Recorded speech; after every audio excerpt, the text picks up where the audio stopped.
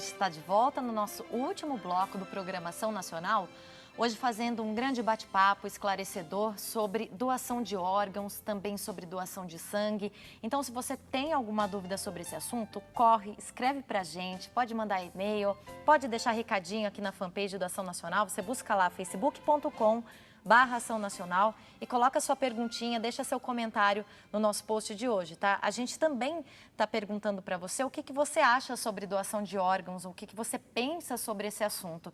A sua opinião é muito importante para a gente. Tantas pessoas participando, dando testemunho de vida da doação de órgãos, isso pode incentivar outras pessoas que estejam em casa passando por um momento complicado, por um momento difícil. Você pode ser a grande esperança para uma outra pessoa, tá? Então, a sua participação é muito importante para a gente. Doutor Luiz, como é que fica a questão do sigilo na hora do transplante? Qual que é a ética nessa hora? É muito claro isso daí. O doador, aliás, o receptor não sabe de onde veio o seu doador. Isso é uma regra muito clara. Eu posso ter um doador aqui em Campinas, cujo rim direito vai para São José do Rio Preto, e o rim esquerdo vai para São Paulo, e o fígado fica em Campinas, e o coração vai para São José do Rio Preto, e o pulmão vai para Presidente Prudente, ou Marília. Então, há uma diversidade. Uma pessoa, um falecido, ajuda 8 pessoas. E existe uma regra clara nisso daí. E nós estamos fazendo uma doação. Nós não precisamos saber de onde que vem. Essa é a regra básica. Eu estou ajudando o outro. Eu não preciso saber para onde vai. Ou então algumas pessoas chegam e falam assim, eu só vou doar se for para o meu primo. Olha, eu sinto, não dá. Por quê? Porque quando nós fazemos a doação, nós não sabemos para onde vai o órgão. Nós colocamos toda a característica do doador, colocamos no computador, colocamos o tipo de exame que ele tem, o tipo sanguíneo dele, e vai rodar a lista única. Que a lista também não tem nome. A lista tem um negócio que a gente chama de RGCT, que é o registro na central de transplantes. Saiu para onde? O primeiro da lista é de Campinas, vai ficar em Campinas. O primeiro da lista é de São José do Rio Preto, nós vamos ligar para São José do Rio Preto e falar para a equipe, olha, tem um doador em Atibaia, ou tem um doador em Itatiba, ou tem um doador em São José dos Campos, ou tem um doador em Sumaré, ou tem um doador em Campinas, ou tem um doador em Valinhos, em Vinhedo, e eles vêm buscar o órgão aqui. Tem uma prioridade nessa lista? Como é que ela é feita? A lista tem toda uma característica de prioridades. Cada órgão tem um índice de prioridades. Isso é definido numa Câmara Técnica dos especialistas. A Câmara Técnica de Hepatologia faz os critérios do fígado. A Câmara Técnica de Nefrologia faz os critérios do rim. E assim por diante, no pulmão, no coração, no pâncreas, nos ossos, nas córneas, nas válvulas cardíacas, nos intestinos e assim por diante. A gente recebe uma dúvida da Maria Lúcia, ela é de Guaxupé, Minas Gerais. Muito obrigada, Maria Lúcia, pela sua participação.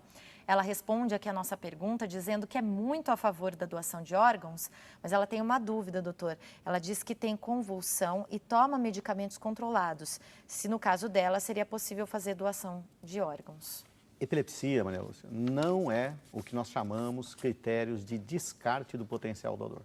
Você pode ser doador, não tenha dúvida, avise a família. Fundamental não é a patologia. Se você tivesse um tumor maligno, com características de metástase, você não poderia ser doadora.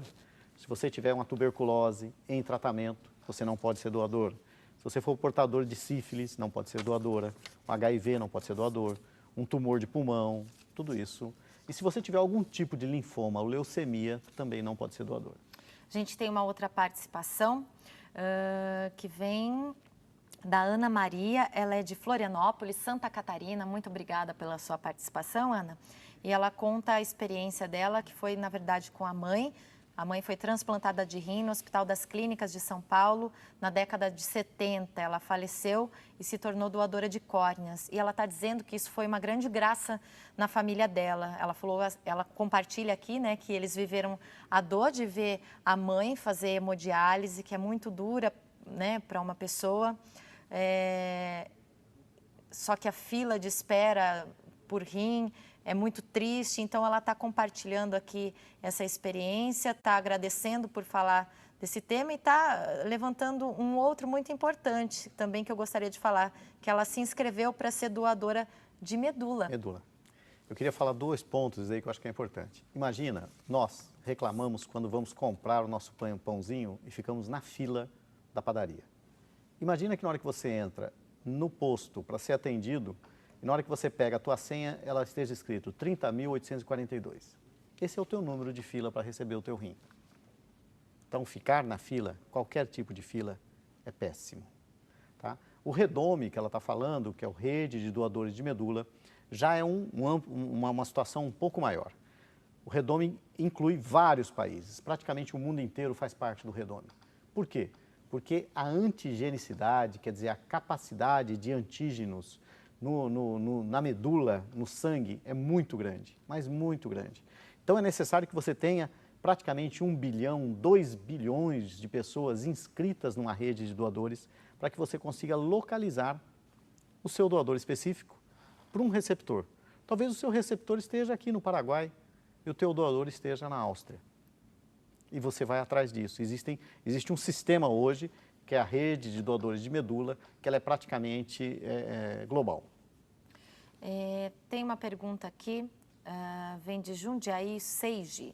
Na doação de sangue é considerado um órgão. Se não é um órgão, não seria mais fácil a remuneração para os doadores? Ele está dizendo, na verdade, sangue é um tecido, né? E ele fala aqui da questão da remuneração para os doadores. Já houve isso, doutor? Então, esse país já viveu isso daí. Esse país já viveu uma situação em que as pessoas que não tinham carteira de trabalho eram consideradas indigentes. E nós já vivemos a situação em que os doadores vendiam o sangue. Nas praças centrais, principalmente da cidade de São Paulo, ônibus encostavam e faziam a coleta do sangue, principalmente às segundas e terças-feiras. Isso não pode ocorrer. A doação é um ato totalmente espontâneo e sem finalidade de ganhos. Isso é fundamental. E as pessoas não cobram o sangue. O que o banco de sangue pode cobrar, ela cobra o que a gente chama de processamento do material. A gente recebe também a participação do Messias Ferreira. Obrigada pela sua participação. Está dizendo aqui que é a favor da doação de órgãos, respondendo aí a nossa enquete. Você é contra ou você é a favor da doação de órgãos? Doutora, a gente falou sobre medula agora há pouco. Que tipo de doença que pede um transplante como esse? Às vezes as pessoas ficam em dúvida em casa também. Mais comuns são as leucemias. As leucemias mieloide agudas, que atuam principalmente em crianças, a grande patologia, mas nós temos também os linfomas de Hodgkin, chamados linfomas não Hodgkin. Existe todo um preparo para isso aí. E o transplante de medula é um transplante que pode ser autólogo, né? Eu colho um sangue, irradio o meu sangue, trato o meu sangue e recebo o meu próprio sangue. Ou pode ser um heterólogo em que eu vou receber de alguém isso daí. De qualquer maneira, o resultado é muito bom, muito bom. Entendam o seguinte, a maioria das vezes quando você faz um transplante de medula óssea, é cura. O paciente sai curado. Como que é esse transplante para o doador? O doador, ele é feito uma coleta de um pouco de sangue da medula, do local que produz o sangue dele. Geralmente é feito no osso da bacia, em anestesia geral, é coletado com uma agulha, em que coleta o sangue no local que ele é produzido, na medula do osso.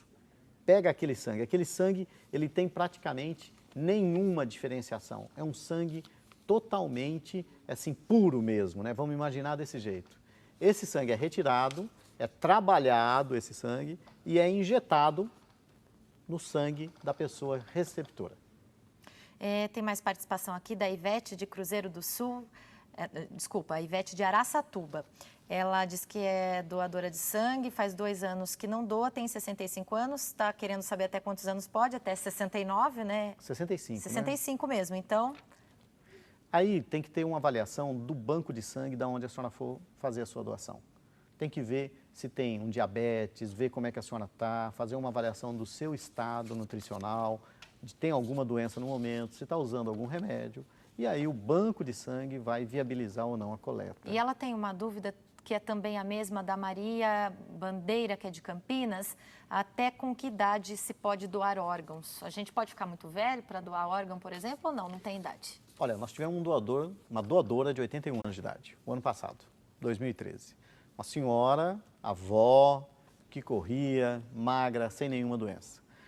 Você pode ser doador em qualquer momento da sua vida. Mas é importante o seguinte, é lógico que tem alguns órgãos que têm o seu teto. Por exemplo, o coração, 45 anos, o pulmão, 50 anos, tá certo? Mas os rins, nós temos rins de 75 anos. No estado de São Paulo, até 75 anos é doador de rim.